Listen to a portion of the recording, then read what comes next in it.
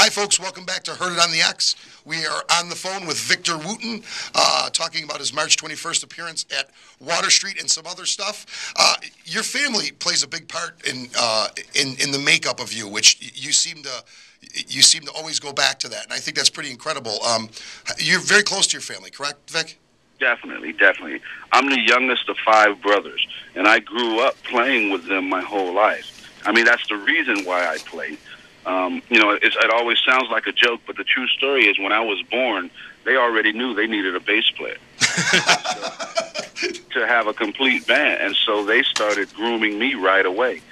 And so playing with them it just makes me feel at home. So I have 2 of my brothers with me on this tour, and even when I play with Bela Fleck and the Flecktones, it's my brother Future Man that's on drums.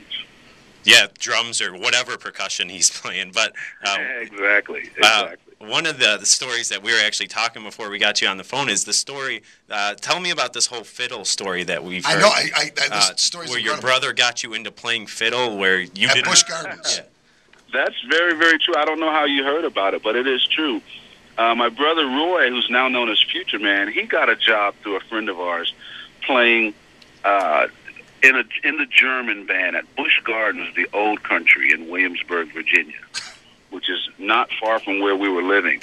And one by one, they needed instrumentalists there. And one by one, he started just introducing, them to my brothers. And my brother Reggie was going to be the bass player for one of the country shows. My brother Joseph, overnight, became an accordion player for the Italian band because they couldn't find one. And I was literally too young to be in the live entertainment department. I think I was 15 at the time, and you either had to be 16 or 17. But it came down to the wire, and they were looking for a fiddle player. And so, my brother Roy said, well, I have another brother. And at this point, they were listening to him because every time he said that, it was like, wow. So he said, yeah, I have a brother. I'm sure he could play fiddle. And they said, okay, well, bring him in. And I remember that phone call from Roy saying, Victor, man, I got you a bluegrass fiddle gig. Do you think you can do it? And I say, yeah, I do, Had you played violin? Victor, had you played violin prior to this phone call? No, not. Oh, not my ever. God. That's incredible. I had never played the violin, but I had played cello in the orchestra in junior high and in high school. So I knew what a violin looked like, and I knew, what it was supposed to do. How to tune it. So my orchestra teacher allowed me to take one home, and I just got some recordings, some cassettes, and I just did a little research on what were the major fiddle tunes, like, bluegrass tunes, and, like Orange Blossom Special, and Charlie Daniels had Devil Went Down to Georgia at that time. And I just started learning them. So you didn't know fiddle, and you just jumped right into Devil Went Down to Georgia because you knew what a violin looked like. But truly, this is the amazing thing. And once again, I've got to give you credit on this. Fiddle is violin. However, it's like bluegrass guitar is played on an acoustic guitar. Yeah. That's the similarity. Other than that, there really is no similarity. So most violin players are classically trained violin players, and then you branch off into that style of bluegrass fiddle playing. Exactly. He tackles it. What'd you do? Tackle this in a weekend or something? How long did this take you? Well, I didn't have time for it to take long. And so what I did, when I learned something like that, I literally stay up overnight, and I just work on it. So what I did is I got 1 or 2 things down pretty well. I learned how to play, the main fiddle part to Orange Blossom Special, which is some fast string crossings and things like that. And I got that down, I was never great at it, but, I could play 1 or 2 songs. And I got enough to go in and audition on. But here's what happened. Here's what happened that actually. I'm sorry. This is what happened that actually worked in my favor. Was that in the end they ended up needing a steel guitar player. So Reggie, my brother Reggie, who was hired as a bass player, ended up saying, "Well, look, I'm actually." a guitar player, so I could probably play steel guitar. So, did I lose you guys? Or you still No, there? we're you got us at bated breath here. We're dying to find out how this plays out. Great. And obviously, the Wooten family owns the musical interest in Busch Gardens at this point. It seems like you've employed. We really did at that point. But Reggie ended up looking in the paper and buying a steel guitar and learning how to play it. And so they moved Reggie over to steel guitar, and they allowed me to play bass and fiddle. So I was able to play mostly bass, but then we'd have fiddle features.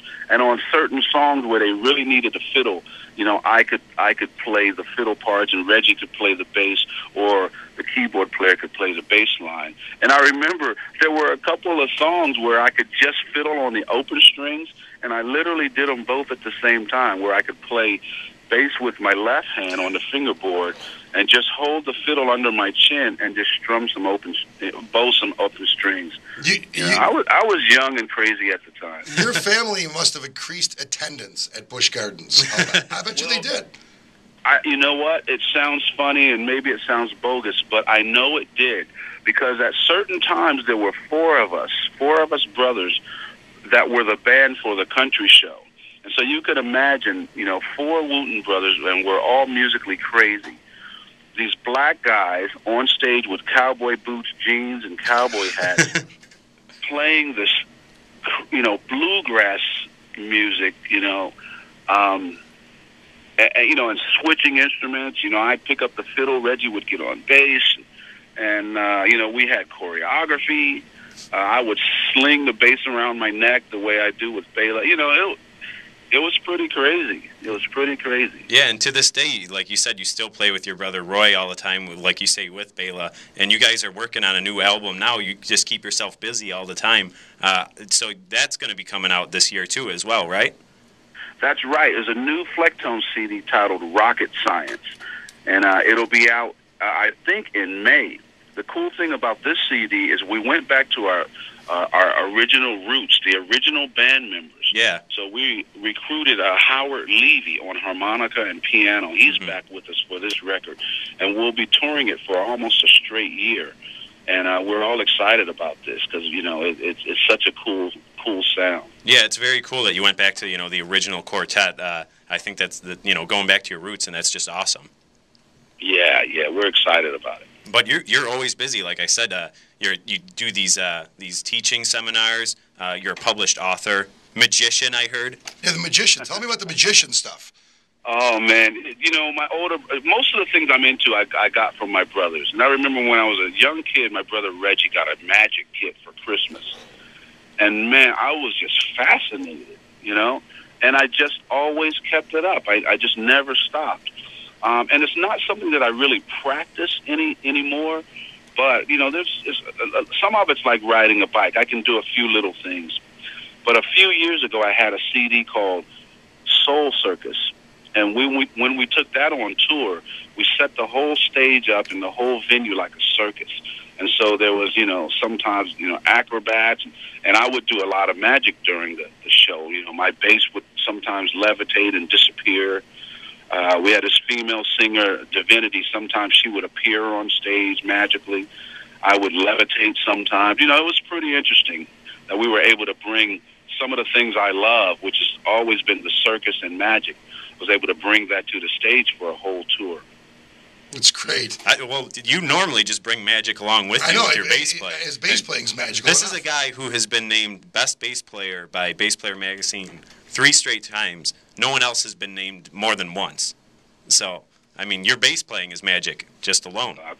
Thank you. I appreciate that. Thanks. And to any of the listeners out there that might not be familiar with Victor, go to YouTube and just YouTube his name, and you will see some amazing things. I told our producer, Kim Marie, last night I was on Facebook, and a friend of mine had a Victor Wooten post up, of a video, and I was like, he's going to be on the show. So, yeah, I mean, everybody, you're a YouTube sensation. You're a great bass player.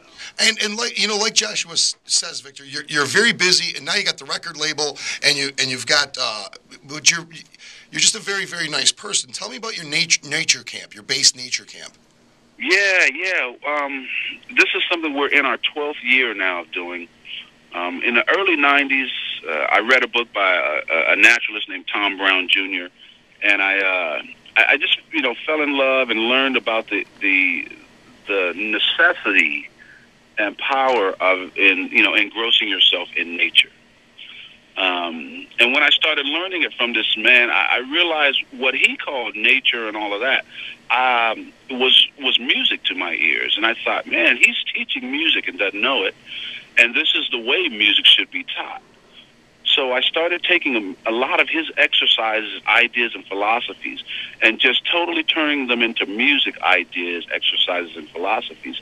And it sped up the musical process. It allowed me and mainly others that I shared it with to understand music in a new way that allowed them to start expressing it right away rather than having to wait until you learn it. And the cool thing is what I realize is that it's exactly the way I learned music from my brothers. And it's basically the way we all learn to speak our first language. It's because we're engrossed in it, and everyone around us is speaking it, and we're allowed to speak it too. It's not through a practice like you go sit in a corner or in a room and practice speaking words. You just speak with people. And that's the way I learn, and that's the way nature exists. No one has to teach a bird how to sing its song. No one has to teach a squirrel how to build a nest or how a flower how to grow. It's a natural process. And believe it or not, we are all trying to be like nature. Most of us don't know it, but we're trying to be as natural as nature, to the point that when we see someone that's doing it, we call them a natural. Wow, he's a natural. He's a natural, correct. Exactly. Victor, so, can you stick around? Can you do another segment with us? We got to go to a commercial break. Yeah. All right, we're going to go I'm here. We're going to go to a commercial break. Stick around. More with Victor Wooten. Hang on.